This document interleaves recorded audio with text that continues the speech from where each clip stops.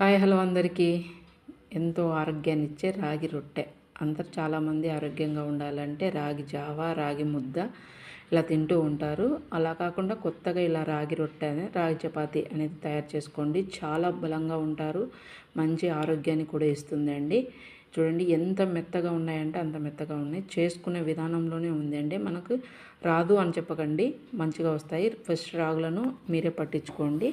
ముందుగా పాత్రలో వాటర్ అనేది బాగా బాయిల్ చేసుకోవాలండి. అందులో సాల్ట్, ఆయిల్ వేసుకునేసి బాగా మరిగించిన తర్వాత రాగి పిండి వేసేసి మంచిగా చపాతీ పిండిలాగా కలుపుకోవాలండి. ఫస్ట్ టైం నా ఛానల్ చూసే వాళ్ళైతే ఒక లైక్ వేసి సబ్స్క్రైబ్ చేసుకోండి. ఇలాంటి మరిన్ని వీడియోలతో మేము ముందుంటాను.